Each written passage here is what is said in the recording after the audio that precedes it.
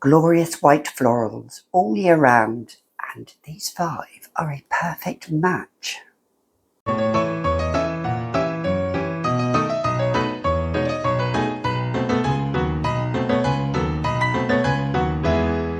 Hi, I'm Gabby and welcome back to another edition of the Fragrantician, where I am slowly wilting.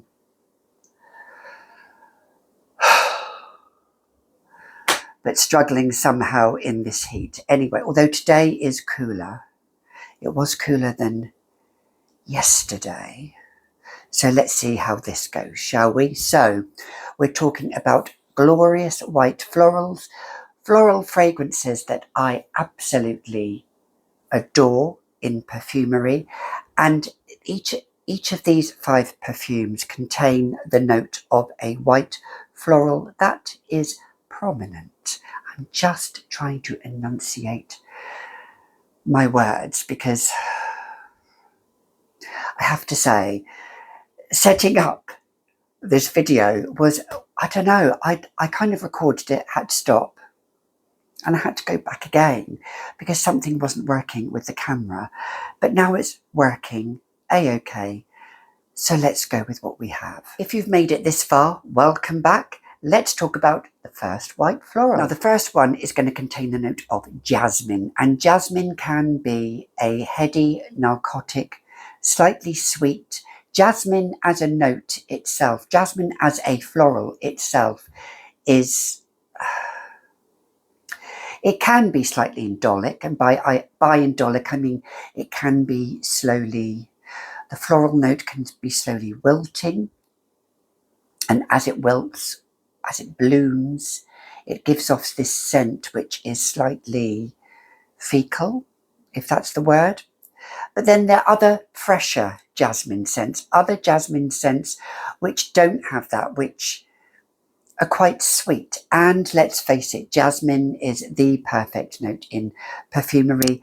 I would say probably about 80% of perfumes on the market out there, designer markets anyway, on the designer perfumery, contain jasmine, and niche and indie fragrances as well. And actually these 5 fragrances, they all happen to be niche. What does that say? Am I slowly swapping over to niche? I don't know. So the first one is Amouage Portrayal. This one here. This is a jasmine based scent. Let's spray a little bit on my hand. Now, let's just look at this bottle in all its glory. Isn't it majestic? The jasmine in this is sweet, but it has a little bit of freshness, but it's still on the sweet side. And it's sweet because it has vanilla in as well, but it has this tobacco which is laced with vanilla. Cravenet cigarettes from the 1920s, those roaring 1920s, which this does depict. This is the background. This perfume is meant to depict those flapper years, those 1920s, where women smoked those Cravenet cigarettes, which were dipped in that vanillic sugar. Maybe that was quite nice. Oh, smoking a sweet cigarette. I used to smoke. I don't smoke anymore, but the jasmine is there, and it is this heady, sweet aroma. You have to like jasmine to like this fragrance, and it is sweet. It's actually verging on to the sort of sweet that I can just about tolerate.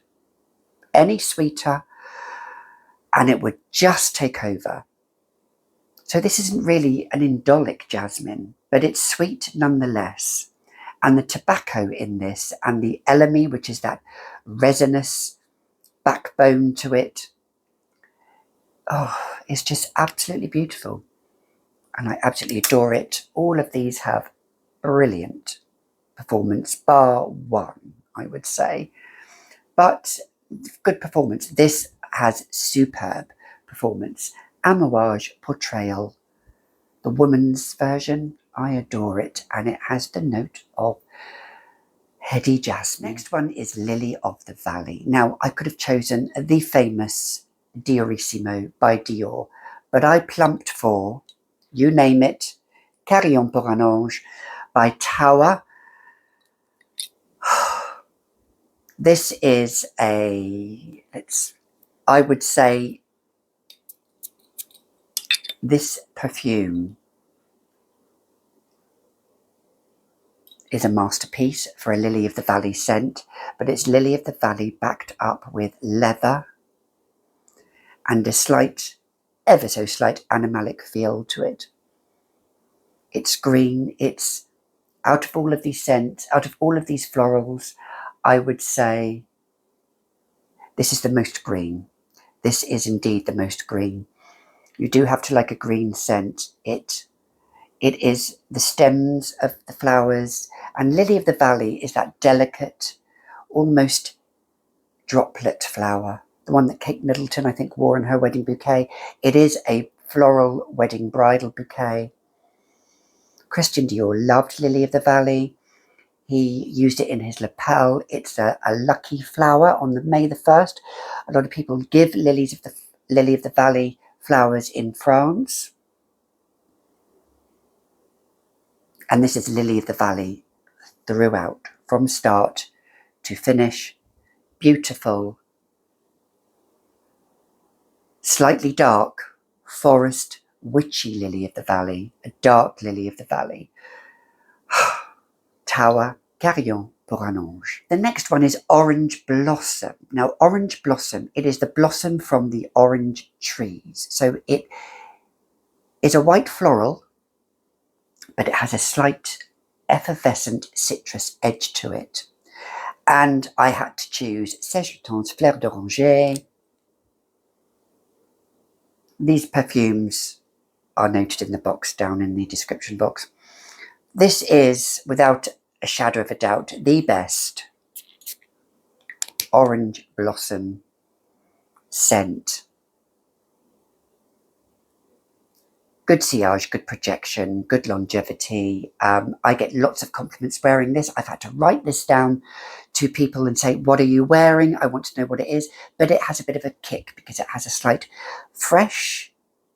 I was about to think a slight freshness from the orange blossom, but it has the cumin note in there. So cumin is a slight spicy note, and it is present there.